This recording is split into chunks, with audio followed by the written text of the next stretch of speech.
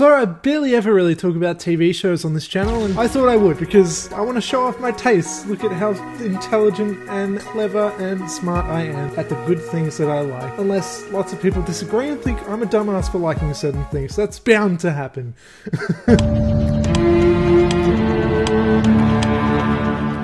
Okay, so coming in at number 10 is American Vandal. This is a hugely underappreciated show. It's a lot more clever than it looks like it is, because, you know, it's advertised as this haha, dicks are funny kind of thing, and like, while there are jokes like that, and while I might even laugh at some of the dick jokes made, there's something serious going on underneath it. This is hugely satirical, and the way that it's shot is like, it's making fun of those investigatory kind of documentary shows and movies. This is hugely intelligent, it's fucking hilarious, and you surprisingly feel for the particular character that they're looking for. And on top of all that, I forgot about this until I was just talking about it off the fly right now, but it's also like this, it hooks you, like it legitimately hooks you, like even if it's kind of a dumb premise and stuff, like you need to find out what happens next, and it kind of leaves you on cliffhangers on each episode and stuff, and yeah, you really get invested in this goddamn mystery about dicks.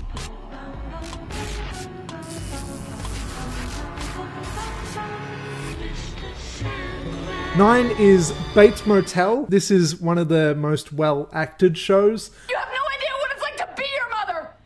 To see you have these blackouts, to worry about you night and day, it's killing me! It's killing me! You're gonna kill me, Norman! I only watched Psycho actually after I watched this movie. This movie's based off Psycho, Norman Bates, Bates Motel. Is that obvious or not? Most of it revolves around and develops the relationship between Norman Bates and his mother, and it kind of humanizes these characters into believable and modern versions of the characters that are in Psycho. It's really interesting, and even though if you've seen Psycho, you know roughly how it's going to end up. It's a really interesting ride on how they kind of get there, and even though you do know some of the stuff, there's still a lot of moments where you're not sure what's going to happen next.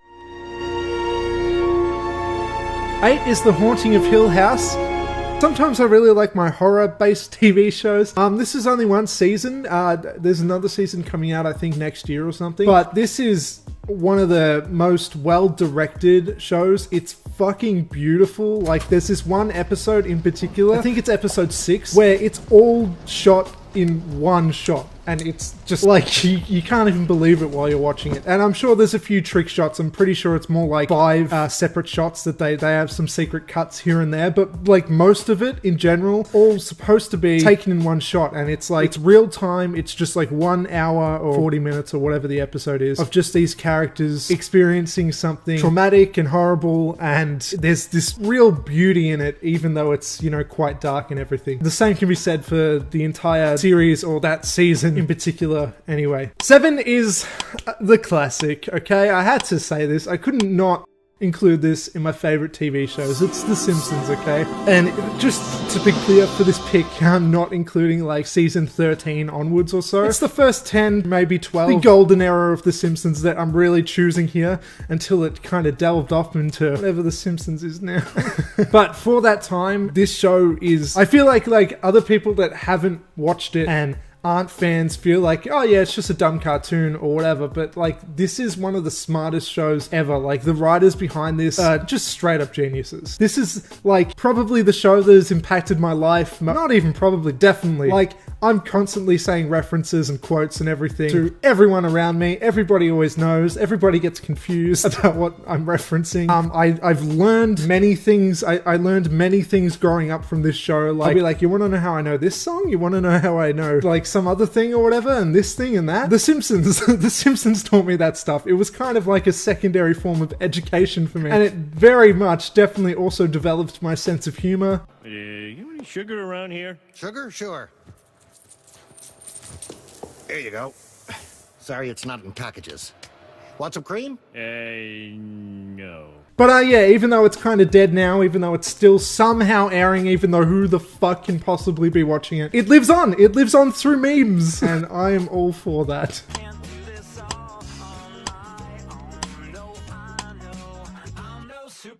6, this is another kind of childhood or teenage classic for myself. Scrubs. This probably wouldn't be on a lot of people's absolute favorite list. But for me, I watched this every single year of high school. Like, I watched it annually. Probably more than once, a few of those years actually. Yeah, I've seen this series like 10 times plus. I know the characters inside and out. I know the episodes inside and out. This is a really special show. It's just a sitcom, but like it really kind of differentiates itself from the other ones that were popular at the time, where like it doesn't have a laugh track, it doesn't rely on that stuff. It can get a little more surreal, and it has the fantasy sequences, which are always fun. But the thing that always brought it back for me, the thing that I always loved about it, was it had actual heart. Where do you think we are? Your name is the splinter inside me while I wait. And I'm talking every episode. It wasn't just like the last episode of this season and like this episode here. It wasn't like a Fresh Prince of Bel-Air thing where there's that one thing where Will Smith is sad about his dad or something.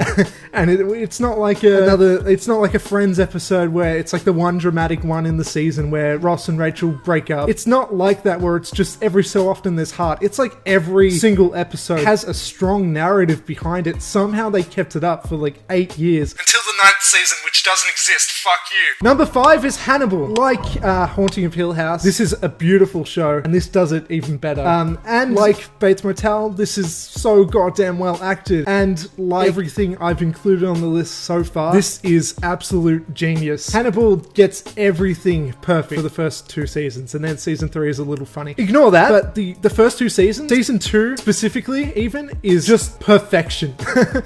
Season 1 is pretty awesome as well, although it's a little bit like Monster of the Week, Kill of the Week kind of thing. But then season 2, it starts to get a little more like there's a continuity going on. There's a bit more of a narrative story running through the whole season. If you want to see, like, you have to, if you haven't seen this show, you have to see Mads Mikkelsen play Hannibal, because I have not seen anything better than that, than like as a straight up villain. He's probably the best on-screen villain maybe ever. It's really interesting figuring out who he is through the eyes of what's his name?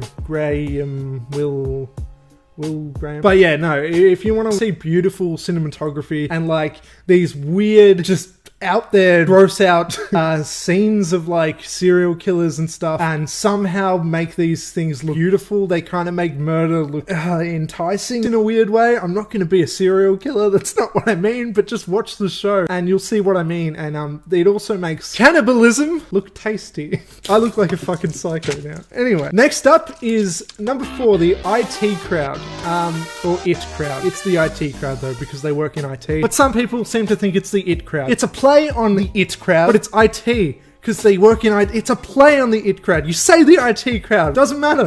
This is a British sitcom, and it's the funniest show I've ever seen in my life. Aha! A stress machine. Just what we need. If the needle goes beyond here, you will be fired. Does that make you feel stressed? Jen, does it? No? Are you sure? Are you sure? Are you sure? Are you sure? Are you sure? Are you sure? Are you sure? Are you sure? Are you sure? Are you sure? Are you sure? I've got another comedy coming up that I'm going to mention in a minute that I do rank higher than this, but just in terms of comedy alone, this is the funniest show I've ever seen in my life. Like, just as a basic sitcom, it is fucking hilarious. And I've watched this series more than I even watched Scrubs. Like, I've watched this, me and my wife have watched this for years, many, many times. We've probably watched it 20 times. Like, and I don't even think I'm exaggerating. Like, this is something that is just, every single time it's gonna make you laugh, and every single time you watch, you remember the next things that are coming up. This is like my favorite kind of show to watch and like quote with the characters as they say them and that kind of stuff. My one complaint for this show is that it's too short. It's one of those British sitcoms, you know? If you go to watch this show, you're gonna finish it if you watch it, you know, constantly in like less than a week, probably. There's 4 seasons, they all have 6 episodes in them. Plus, I think there's like a bonus episode or something that's like a finale thing. This show might not have the heart of a few of the shows I've mentioned earlier. It's not quite so serious. It's stupid, but no, especially season 2 and 3, that is just pure fucking gold. I'm disabled. Alright, now I just wanted to do some honorable mentions, because I had some ones that I just wanted to, well, mention that just didn't make my list, and I didn't want to make the whole thing just full of comedies. I think all of these are comedies. Okay, so The Good Place, hilarious, watched through a few times. Leslie Knope, Ron Swanson, and all that. It also brought out Chris Pratt early on in his career before he was like Guardians of the Galaxy guy and stuff. He was just the kind of dumb but innocent and lovable guy on this show. I said The Good Place before. I meant Parks. I screwed up. Okay, now I will say the actual Good Place. This is a show that explores philosophical stuff and ethics and morals, and I really like that stuff. It's really smart and intelligent, but it's a really, really funny show. It's a bit surreal and silly, and it might put you off with its cheap effects, but if you pull through with it, if you keep going, I think it's really, really worth watching. And it just may make you a better person, maybe. Master of None, this is another one like Scrubs that brings heart to pretty much every episode. Brooklyn Nine-Nine, another one that's kind of like just dumb, but it's really fun. You can watch it at any time, just chuck it on. It's one of those kinds of shows. I guess this would be my version of The Office, because I'm not that obsessed with The Office or Friends or any of those. Brooklyn Nine-Nine is the one that I'm gonna just like watch when I just want to have some throwaway but fantastic content. Atypical is a show about this kid with autism and his family. It's very heartfelt at times. It's very insightful. It shows you kind of what it would be like either having autism or being associated with somebody that has it. And it's, I think it's very respectful in the way that it does that. And it's also very funny though. Alright, it's time for top 3. These top 3 were always gonna be there. Top 3 was easy. Like the rest of them just before I had to rearrange. I'm like, should this go there? Should this go there? It could probably be different on any day, but my top 3 is just structured like that. It's concrete. It's stuck. These are my pure top 3 for sure. Number 3 is Black Mirror. I think this is amazing. Almost every episode blows me away. I think that this is one of the most innovative shows to have ever existed. I know that it's based off kind of other things, like especially the Twilight Zone, so it's not the most original in that way, but I mean, that's really just that it's an anthology. But each episode is like a movie in itself, and each episode brings you into this dark, depressing, probably realistic, believable world that just grips you. Like, I haven't been gripped by a show like this as much as anything except for the next 2 that I'm about to mention. I love that the sci-fi in this show is very believable. I love that it's not afraid to be dark. The first 2 seasons are great. They're the British original kind of seasons where it was kind of its own thing for a while before it really picked up and got discovered by everybody and Netflix and stuff. And then from then on it got into the American stuff, and some argue it's not as good since then. I think some of the strongest episodes have come out of it since, like Callister and Crocodile. I could really just go on and on. You know what? I might actually do a ranking of the Black Mirror episodes at some point, because I'm kind of obsessed with that show, even though the last season did disappoint me. But everything, well, almost everything that's come before it, other than a few episodes here and there that I can pick out, this is just brilliant. Oh my god. Oh my god. It gets easier. Huh? Every day it gets a little easier. Yeah? But you gotta do it every day. That's the hard part. But it does get easier. Okay. Number 2 is Bojack Horseman. Bojack Horseman is not just a cartoon and not just a TV show. Like, that sounds stupid, but I mean, somehow every episode brings in these stupid, fast-paced puns. I would love to take down Hippopopolis and finally topple the acropolis of monstrous hypocrisy that ensconces us. This is turning into a real caper. A real Jill Pill, jail fail, killer whale caper. Not if you were the last albino rhino gyno on the planet. Well, I'm the only albino rhino gyno I know. It makes me literally laugh out loud. Not a lot of shows make me laugh out loud every time I watch it. Bojack Horseman never fails. What's your name? Vincent. Adult man. Vincent Adult Man. You hear that, Bojack? Vincent is an adult, and I'll bet he knows how to treat a lady. He very clearly isn't and doesn't. Would you like alcohol? I certainly would, you sophisticated, smooth talker. Tell me all about you. I like business. Transactions? But not only does it make me laugh like that, but it also brings me down. Like Black Mirror, Bojack Horseman can take you to some dark, depressing places. And it's a really interesting way to show the kind of sadder side to, I don't know, I guess more successful people. It really explores Hollywood and what that's all like, but it's also really personal and not too out of the way that, like, it's unrelatable. Bojack is remarkably, for a guy with a horse head, very relatable, very grounded. I guess my question is, do you think it's too late for me? What? I mean, am I just doomed to be the person that I am? The person in that book? I mean, it's not too late for me, is it? It's not too late. Diane, I need you to tell me that it's not too late. He's very likable at times, and he's fucking devastatingly unlikable at other times. Some of the things he does are apprehensible. Is that the right word? Reprehensible. Something. Disgusting. And then the side characters are all great as well. They're all very different types of characters and they bring very different sides to the series, but they all have personal things going on in their lives as well as the absurd stuff in their lives. Like, there's very stupid moments throughout, and it's a very, very cartoony show. I mean, there's animal people walking around everywhere, but they're making animal puns constantly, and they're making fun of movies all the time, and they're making fun of actors and all this kind of shit. But it's done so fast-paced that if you're not paying attention, you're gonna miss them. And it's done so fluently. It's done so, like, it's not jarring. It's never jarring. It brings you into this well-versed universe that it feels natural where they make these jokes. It's so goddamn meta. It knows exactly what it's doing. And even as somebody who is not a big drinker, I relate to him when this alcoholic, depressed character. This movie This show revolves around depression quite heavily, and it revolves around a lot of stuff like mental health and all that kind of stuff, relationships, how people talk to each other and treat each other, conversations and everything. It's so creative, it's so smart, it's so funny. I am absolutely in love with this show, and it's gonna break my heart to see it end because it's about to. The next half of season 6 is coming out early next year. And I'm gonna die. I just want it to keep going, but at the same time I don't, and I think it's fantastic that they're not just gonna keep going until it's shit, you know? Because I feel like other shows like The Simpsons have definitely gone in that direction. There's not a bad episode of Bojack Horseman. There's just straight up not. You can't keep doing this! You can't keep doing shitty things and then feel bad about yourself like that makes it okay. You need to be better. You want to cook crystal meth? You and me. That's right. And number 1, my favorite show of all time ever, it's Breaking Bad. Nothing gets characters as good as Breaking Bad does. Nothing foreshadows things as swiftly and just brilliantly as Breaking Bad does. Nothing grips you like it. No cliffhanger makes me need to see the next episode more than Breaking Bad. The character development is amazing.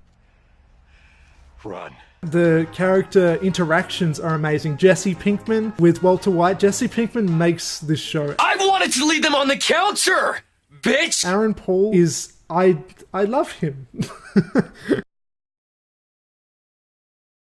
And I fucking hate Walter White. Like, I straight up do. He's the villain of the show and he's the main character. And I know it's not the first show to have done that. I know that this is kind of based off The Sopranos as well. And there's been other shows similar like that. But nothing, not even The Sopranos, even though I haven't seen it. But I know for sure. Nothing has done it as good as Breaking Bad.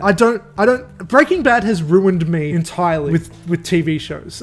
Maybe Breaking Bad is the reason I don't talk about TV shows. Because if I was going to talk about TV shows, all I would talk about is Breaking Bad. Nothing will ever top it. I mean, there are other things that I really like. I think Bojack Horseman is amazing, but nothing will ever even come close to Breaking Bad, I don't think. The first couple seasons are quite funny. The whole series is kind of funny, but it's mixed in with this dark story. And, you know, mostly it's very, very dramatic. There's a relatability there. There's this grounded kind of thing. You understand why characters do what they're doing. They all feel fully realized. They all feel like they've had multiple rewrites. They all feel orchestrated. Vince Gilligan is an architect. I can't tell you how good Breaking Bad is. If you haven't seen it, you don't understand. It's the best TV show of all time. Ever since I met you, Everything I have ever cared about is gone. Ruined, turned to shit, dead ever since I hooked up with the great Heisenberg. I have never been more alone. I have nothing. No one. All right, it's all gone. That's all. Those are shows. Those are TV shows. Yep, cool. Sick. Yeah.